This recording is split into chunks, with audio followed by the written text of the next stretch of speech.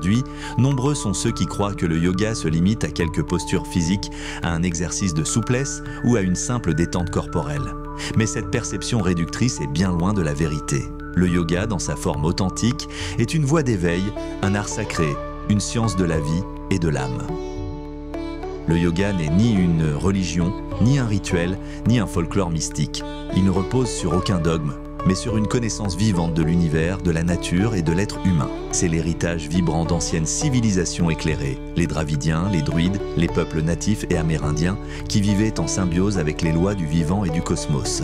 Au cœur de cette science sacrée, il y a le son, plus précisément le Om, vibration primordiale de l'univers, clé d'accès aux dimensions supérieures de la conscience.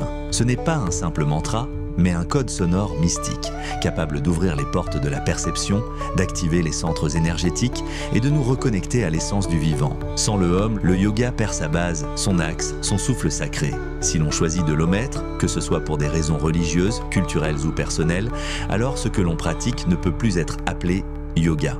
Il s'agit peut-être d'un exercice corporel ou d'une gymnastique de bien-être, mais ce n'est plus cette voie sacrée et complète transmise par les anciens. Cette sagesse remonte à plus de 40 000 ans. Incarnée avec grandeur par Ravana, maître dravidien du yoga, originaire de l'actuel Sri Lanka.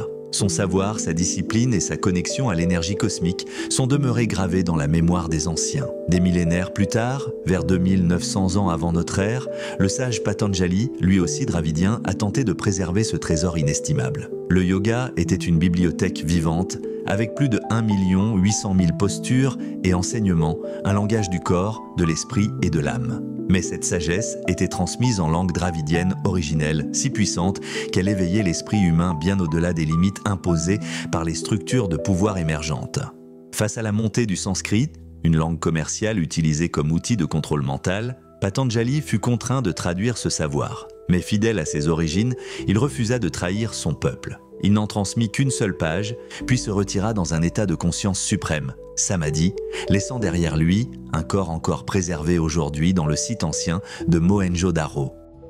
Aujourd'hui, ce que l'on nomme yoga n'est qu'une ombre déformée de la réalité originelle. La pratique moderne a vidé de son essence ce qui fut autrefois une voie complète de transformation. On y a ajouté des mythes, des rituels, des couches religieuses, oubliant que le yoga n'a jamais été religieux. C'est l'expression vivante d'un mode de vie en harmonie avec la nature. Le vrai yoga nous apprend à respecter chaque être vivant, à protéger la terre, à honorer l'énergie vitale qui traverse toute chose.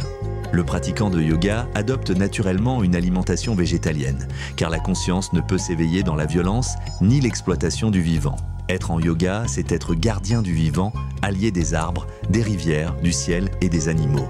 Pratiquer le yoga, ce n'est pas simplement bouger son corps, c'est ériger un château intérieur, pierre après pierre, étage après étage, jusqu'à atteindre la lumière. C'est une construction sacrée, guidée par 10 disciplines fondamentales qui nous mènent vers la paix intérieure, la clarté de l'esprit et la réalisation de l'être véritable. Voici les 10 fondations de cette voie intérieure, chacun portant une vibration unique vers l'éveil. Le Om, la vibration primordiale.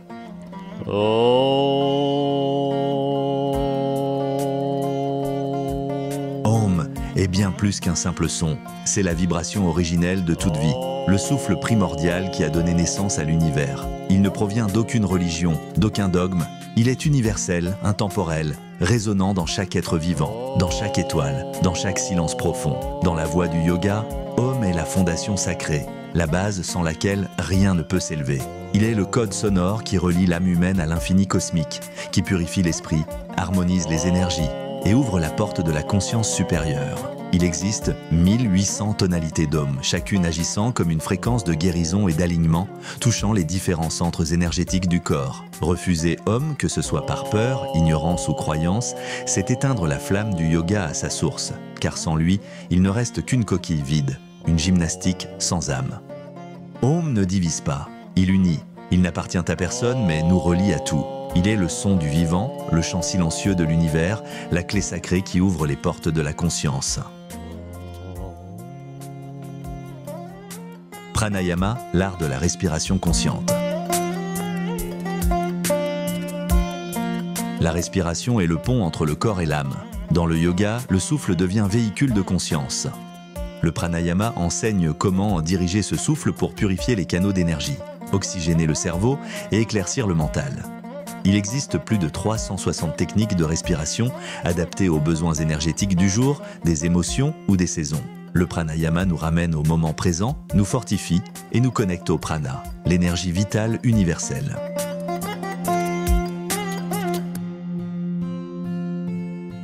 Surya Namaskar, la salutation au soleil. Chaque matin, le soleil se lève comme une bénédiction vivante. Le Surya Namaskar est une prière en mouvement, un enchaînement de 365 postures symbolisant la gratitude envers cette lumière qui donne vie à la Terre. Cette pratique capte l'énergie solaire, la transmet au corps et stimule la vitalité, la clarté mentale et l'harmonie intérieure. Elle équilibre le système endocrinien, fortifie les muscles et éveille la lumière intérieure. Elle nous remet dans le rythme sacré du cosmos.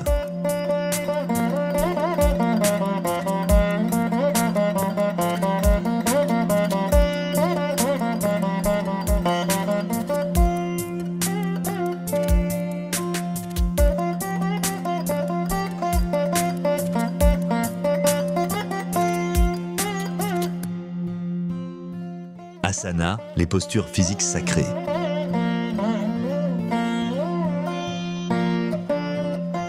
Les asanas, souvent réduites aujourd'hui à des exercices de gymnastique, sont en réalité des gestes d'alignement énergétique des mudras du corps. Chaque posture résonne avec un organe, une glande, une émotion ou un courant d'énergie subtil.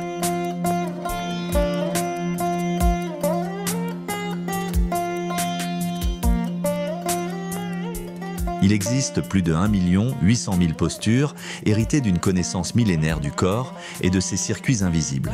Ces postures équilibrent, soignent et réveillent les centres d'énergie, chakras.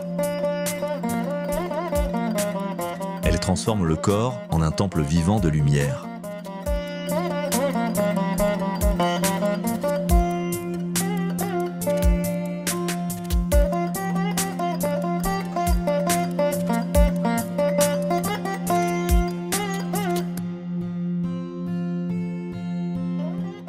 Canalisation cosmique, lien au cycle céleste.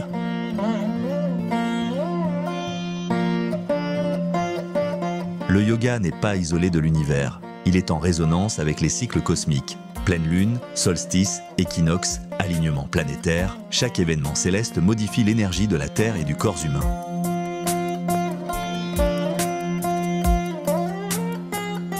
Le yoga nous enseigne comment canaliser cette énergie, notamment à travers des postures spécifiques, des méditations et des pratiques de visualisation. La colonne vertébrale devient une antenne cosmique, recevant la lumière et la sagesse des astres.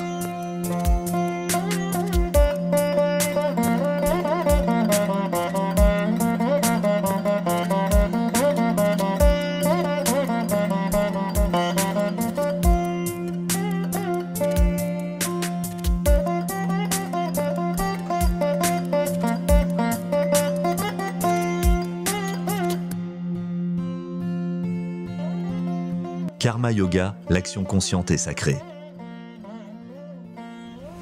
Moi, j'ai besoin d'un protecteur de la nature. Protège toute espèce qui est dans la nature. Moi, j'ai besoin de cultiver pour nourrir. Agir devient une méditation vivante.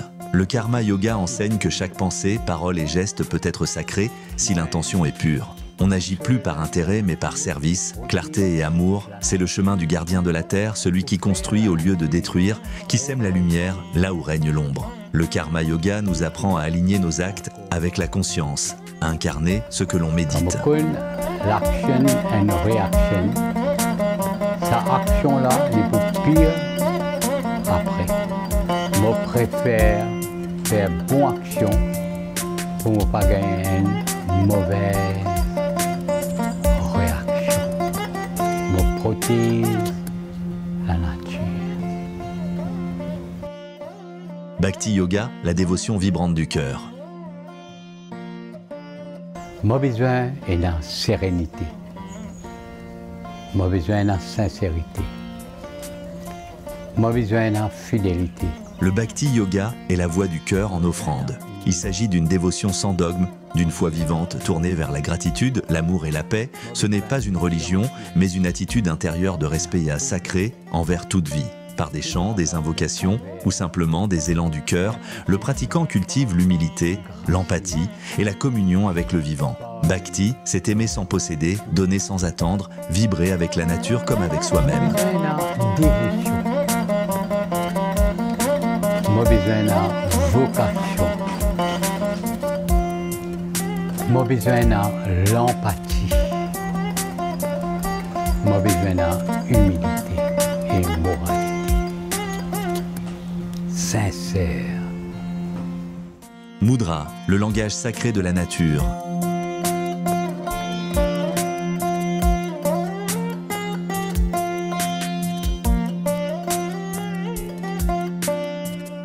Les mudras sont des langages sacrés, utilisés depuis des millénaires comme moyen de communication avec la nature et l'invisible. Ils agissent comme des interrupteurs qui activent des circuits d'énergie subtile dans le corps. Ces configurations des mains, du visage ou de l'ensemble du corps permettent de canaliser le prana, de guider l'intention et de créer un champ vibratoire d'harmonie. Ils sont la mémoire vivante des rites anciens dravidiens, des danses sacrées et de la sagesse non verbale.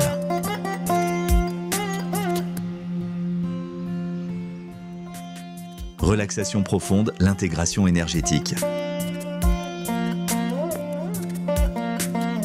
Après chaque pratique intense, le corps a besoin d'intégrer l'énergie mobilisée. La relaxation profonde ne signifie pas simplement se reposer, mais plutôt laisser circuler, diffuser et ancrer les bienfaits dans tous les plans de l'être. Ce moment de silence et de non-agir est aussi un retour au centre, une invitation à se déposer dans l'espace intérieur sacré, là où tout devient clair, apaisé et régénéré. C'est l'instant où le temple vibratoire s'illumine de l'intérieur. Arasa Yoga, la royauté intérieure. C'est le sommet du yoga, le point culminant du chemin. Le Arasa Yoga, connu sous le nom de Raja Yoga en sanskrit, représente la réalisation suprême de l'être. La conquête intérieure où l'on atteint la pleine maîtrise de ses pensées, de ses émotions, de ses désirs et de son mental. À ce stade, le pratiquant ne cherche plus à fuir le monde mais à rayonner depuis le centre de son être, en harmonie totale avec l'univers. Le silence devient un espace habité. La paix n'est plus un état passager, mais un fondement stable.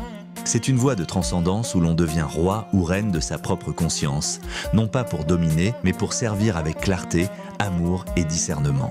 Dans le Arasa Yoga, le château intérieur, érigé à travers les autres disciplines, atteint sa couronne de lumière. C'est là que l'être réalise son essence divine, qu'il comprend que le véritable pouvoir ne se prend pas à l'extérieur, mais se révèle dans l'union avec le souffle du vivant.